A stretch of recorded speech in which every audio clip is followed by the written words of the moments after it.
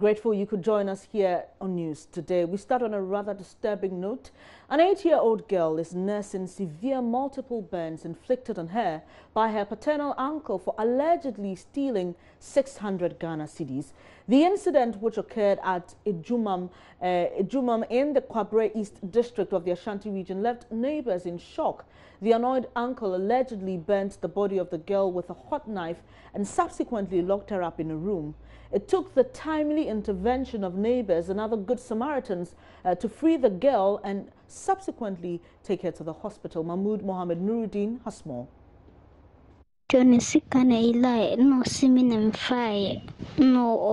He accused me of stealing his money. I insisted severally that I did not take it. He beat me, put knife in fire and burnt me with it.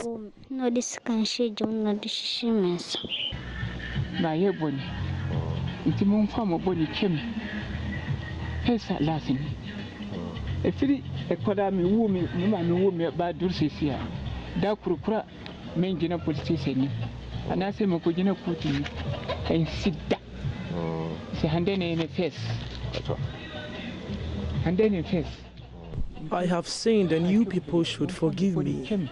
I have never been to the police station or court before. Today is the first time I have committed such an offense. Please forgive me, it won't happen again. It was a Saturday morning on August 14 here at Ejumam. Fatima, not her real name, would forever remember perhaps the most gruesome ordeal of her life. Her angry uncle, Zakaria Shafiu, accused her of stealing his money and spending it lavishly on her friends.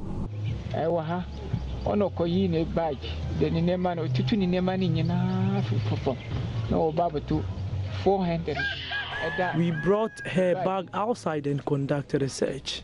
40 Ghana cedi was found in it. She refused to tell us where she got the money from. Girl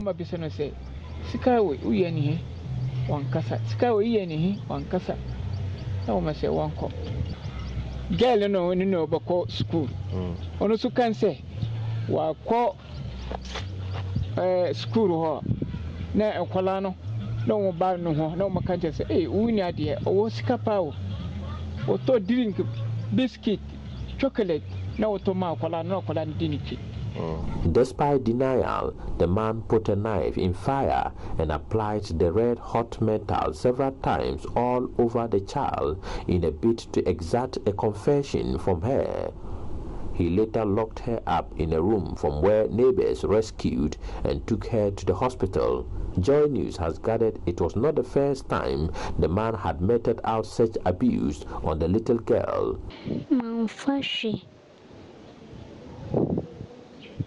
Do you want a first car? Power 5. Now, why she can only cut off chocolate? Biscuit. Man, 4 beers can cut off biscuit. Neighbors who would not speak on record say it is a daily occurrence. The case was reported to the District Office of the Social Welfare Department.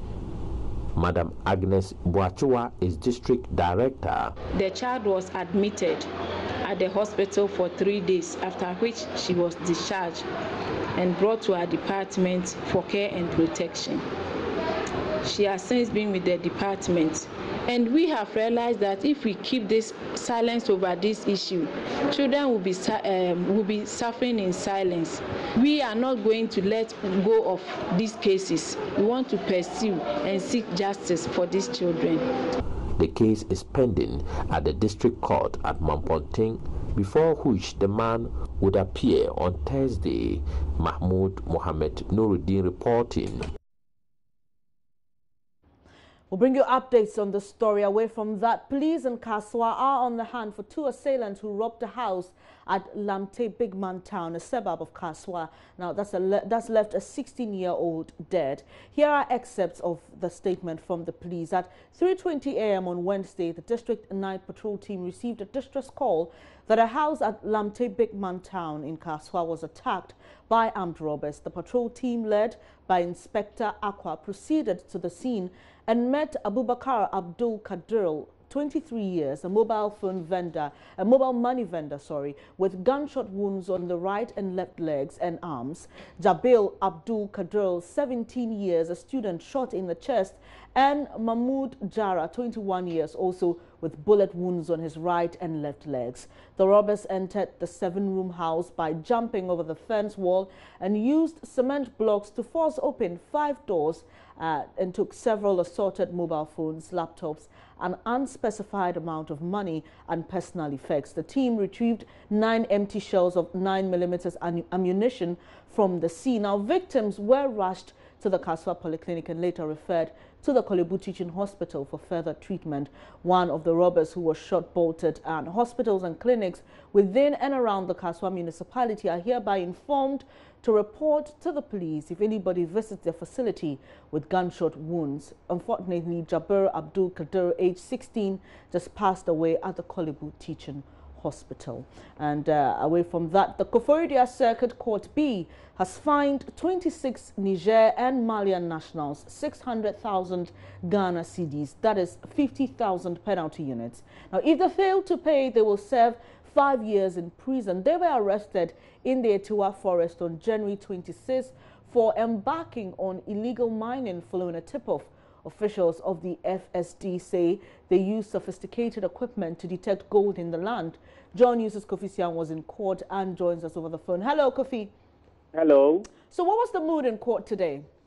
Well, the mood was it was very tense because the security drawn from the police and the military were very alert. They were here to ensure that nobody goes contrary to the law. And have you been hearing from lawyers of these 26 persons?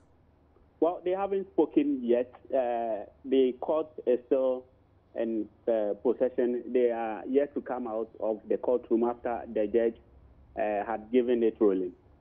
And this fine that has been slapped on these 26, is there an ultimatum for them to pay, for which if they do not, they would have to serve time in prison?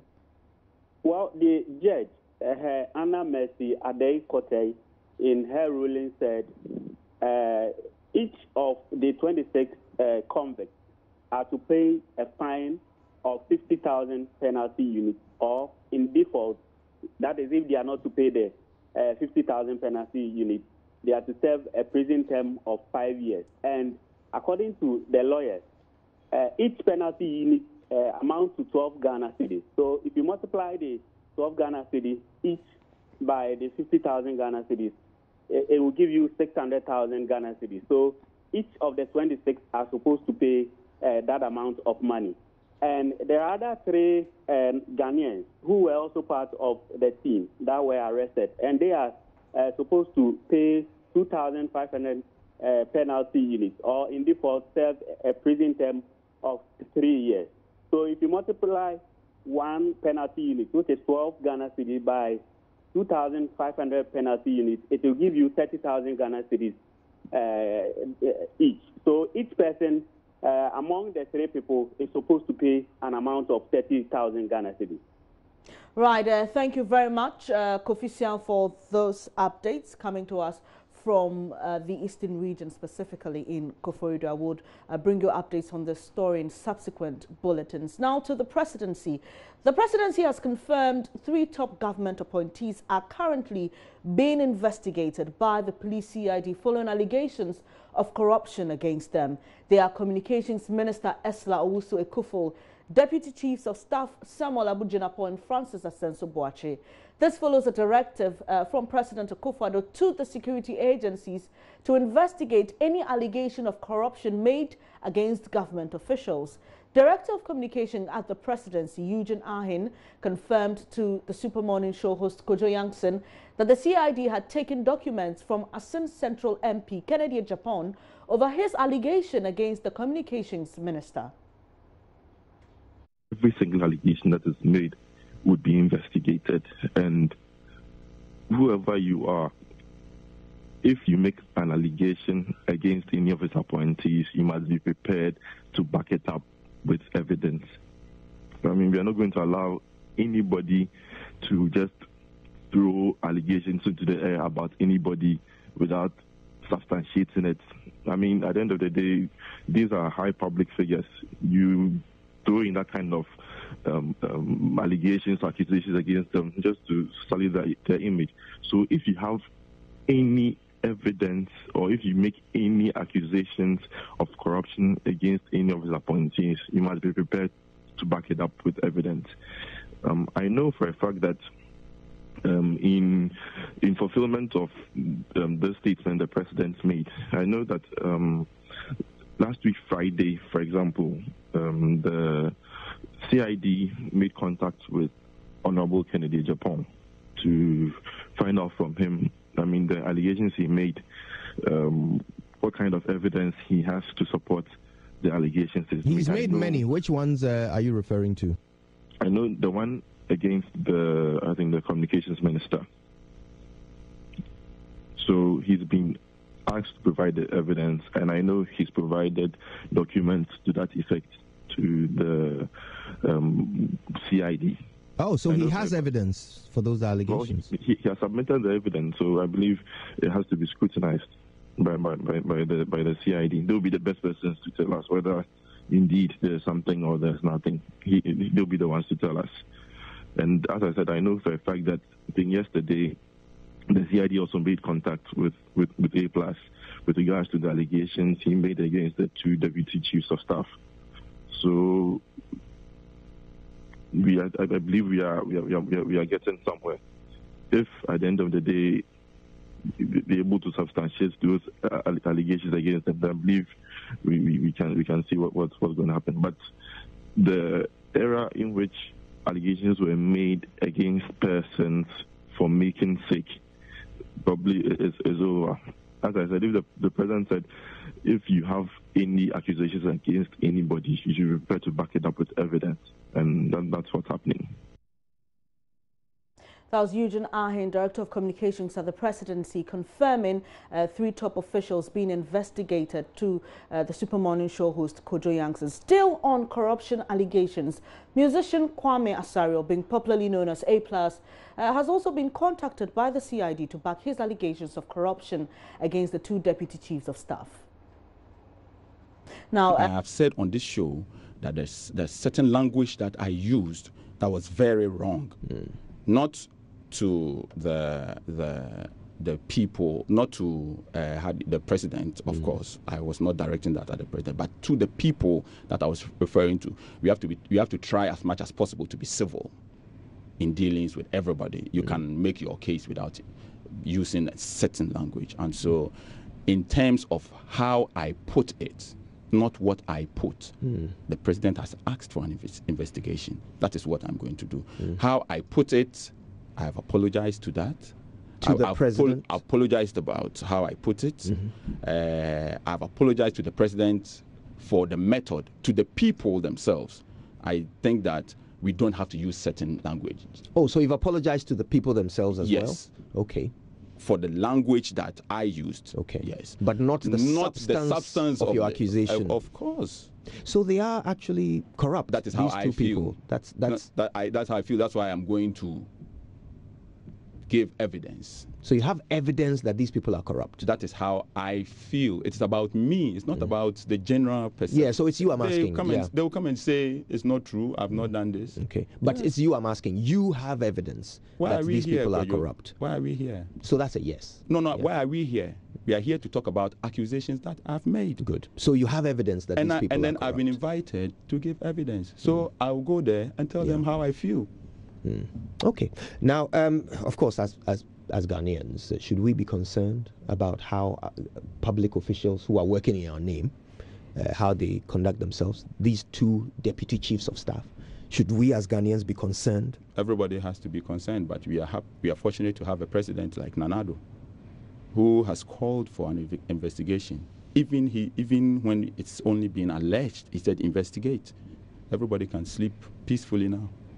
You know that we are not getting to the 72 million and 100 and whatever 51 million stage. The president has called for an investigation. This is what everybody voted for. And are we not happy, Kwajo? Tell me, are you, as a Ghanaian, forget about wearing this headphone on Joy FM, as a Ghanaian, if you have a president who is calling that any allegation of corruption must be investigated? The musician also confirmed he was awarded a contract by the bulk oil storage company to transport fuel after the current government came to power. Went into the transportation business when we came in power. Oh, okay. Of course. It's business. We went into it when we came to power. If that's what you want to get to, I have to work. I have to take the opportunities that I have to take. My company has to take. There is nothing wrong with anybody. The president at the inauguration said there is so much money to be made in the private sector. In fact, he qualified it, said so much. And I don't think that, Kwejo, sitting here, you don't want to take some of those opportunities that the president has created. Everybody must go out and look for them. So if we're getting to how come you have a contract, I have to have it. I'm looking for more. I'm working hard. These opportunities were not available to you. You think NDC were going to give it to me? Why not? No, we are in power and they are doing their business. Most people are angry because we have allowed them to run their businesses. They are doing their business. They are going about their business. But when we were in opposition, there was no way they are going to give it to us. You can't even tell Nanado that this person is NDC. He will ask you, he's NDC, shouldn't he eat? So tell me then, I mean, you clearly feel entitled to this contract. Why? Saying entitled is English, which I have not used. I have not said I deserve, which is synonymous. Yes. What I'm saying to you is that I got this opportunity when we came to power because the president said there is so much money to be made in private sector. So I go out there and I look for jobs. There's so many that I don't get. There's just too many that actually frustrates me because as a young man, I want to retire and know that I left a legacy. I built something for people to employ people. You understand? I have people who work for me, who are on SNIT. They are using the money to build unnecessary things and abandon them, no problem.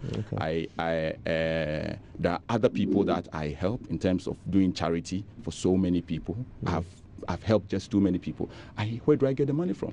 I don't have to steal government money. I have to go out there and look for business to do. So for a contract like this, it's quite a sensitive job you're doing. Transporting fuel, very sensitive. It's a highly regulated area. How did your company get this contract without any track record in that area? You have to apply to transport fuel. And you are not on this show telling me that BOST, as big as it is, decided to give contracts to people they believe can't execute.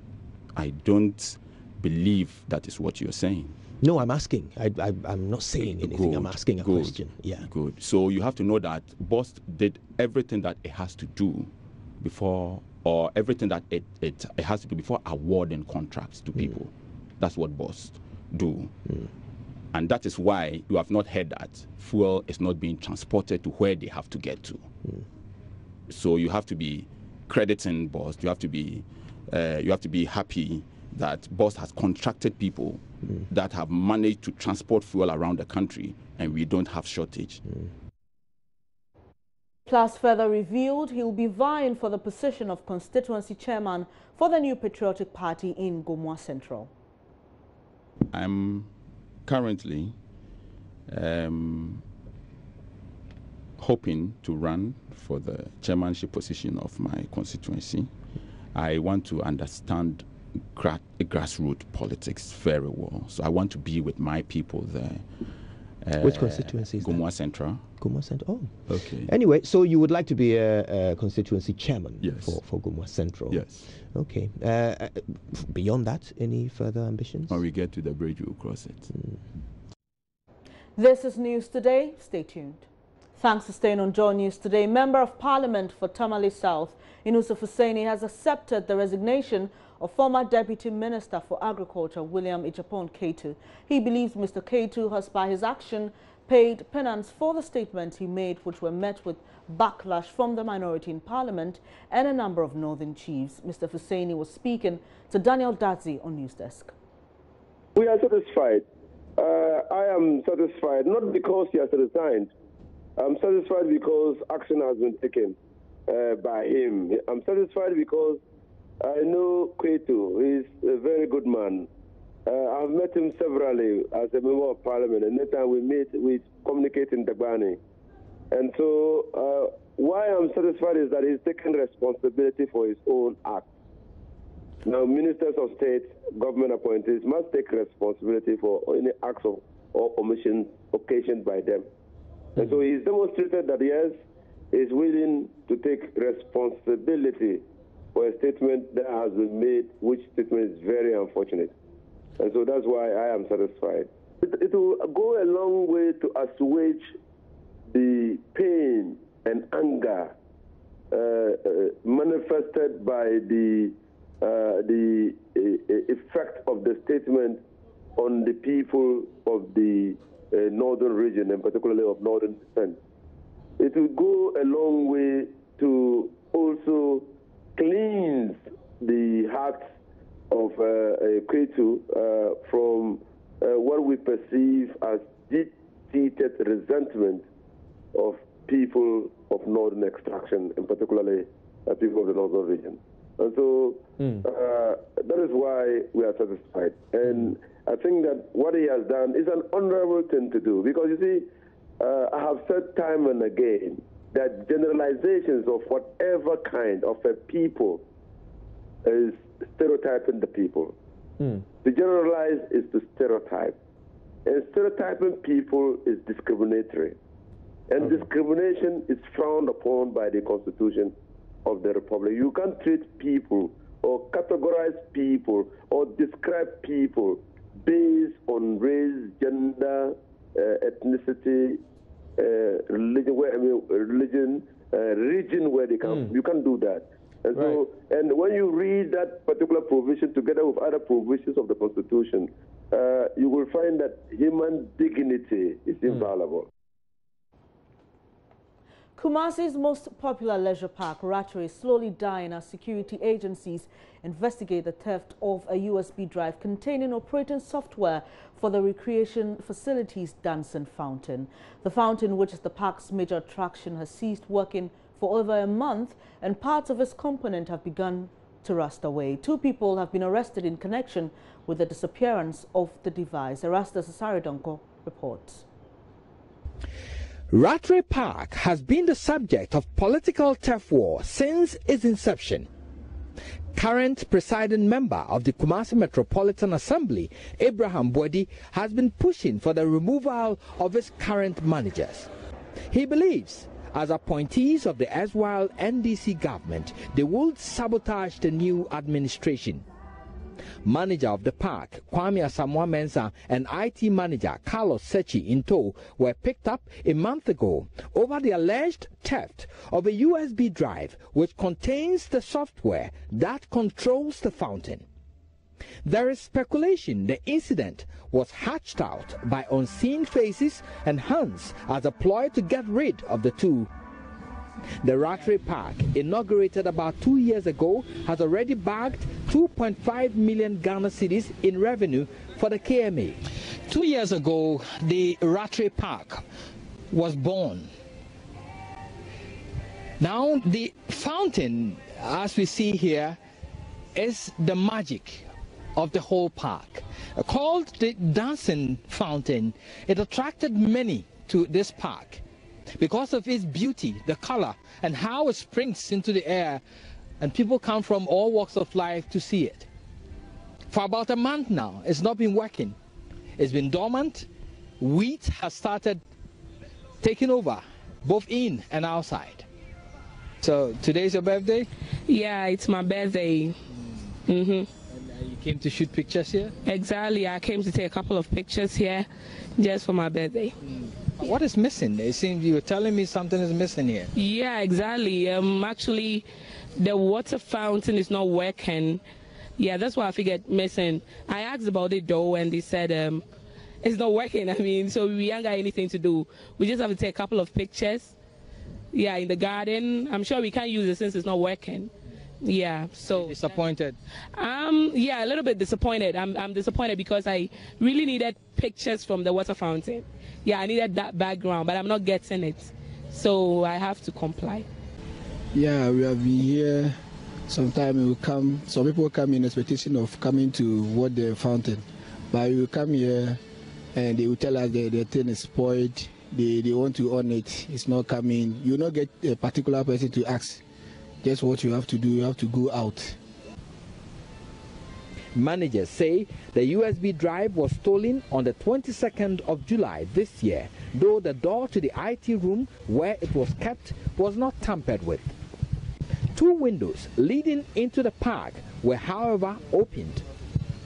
Keys to the IT room are always left at a location accessible to security men on duty. All the 4 security men on duty, though have been invited for questioning by the Ridge police station, have been left off the hook since then. Now the theft that occurred here is evolving more questions than answers. One, the IT guy, the one in charge of the IT, who works in this room and controls the USB drive, at that time, Carlos Sechi Into, was arrested. The manager, Kwame Asamoah Mensah, was also arrested, and they were detained overnight at the Central Police Station. But the question is, what happened to the security men on duty that night? Police and the KMA will not comment officially. However, KMA presiding member Abraham Bwedi is captured in a radio discussion accusing managers of the park of stealing the drive to sabotage the current city mayor. Reporting for Joy News, Erastus Asaredonko, Love FM. Now, the organizers of this year's Asogli Yam Festival say they would use the occasion to launch an ambitious medical aid fund to support vulnerable children in the area. The chairman of the planning committee, Brigadier General Retired Martin Kokwanhiaglo, explained that the establishment of the Asogli Medical Fund will be a support intervention aimed at removing the financial barrier to quality medical care. He says this year's edition of the Asogli Yam Festival celebration, slated for the 25th of August to the 17th of September, will be laced with series of exciting activities and traditions to excite revelers and indigents. Brigadier General Martin Kokwanhiaglo retired said the festival serves as a catalyst for branding and marketing of the Asogli state to the outside world, adding the Asogli Yam Festival celebrations over the years had significantly contributed to the growth of tourism and economic advancement in the area. As part of the festival, the chiefs and people of Asogli State will launch the hashtag Ghana Benin Togo Kings Connect 2017 to serve as a platform to reconnect airways in the 3 West African countries. He was speaking at the launch of the 14th edition of the Asogli Yam Festival in Ho. The sisters from the Republic of Benin, Togo, and also from the Volta region, all the Ewe-speaking people in the region will come, and then there will be a summit, and that summit is meant to establish the right protocols for reconnecting the Ewe people, bonding and branding, networking, so that we see the benefits that we can derive. Nanajua Wendo, who is Chief Executive Officer of Premier Events and Promotions, the firm in charge of organizing the festival, appreciated the warm reception indigents had offered revelers in past celebrations and urged them to be extra prepared for a mega festival this year. He didn't work alone. He had a very able committee working with him. So these greetings and thank yous and acknowledgements, everything goes to everybody, including the media, especially the media in the Volta region, and Ho to be particular. They have played a major role, because these days, whatever you do, if the media does not trumpet it, it gets nowhere. So we want to thank our friends in the media for your support every day. This year is not different from the years that are gone by. We are expecting a huge crowd, and I'm sure you all are aware that the credits of our government has increased. Among the numerous exciting activities lined up for the festival is the popular hailing of the New Yam Carnival, scheduled on Friday, 10th September. Thousands of participants are expected to patronize the carnival. The climax of the festival is the Grand Derby, which will be held on the 19th of September in Ho, under the auspices of the Agbogbomefia of Asogli State and President of the National House of Chiefs, Togbe Afede.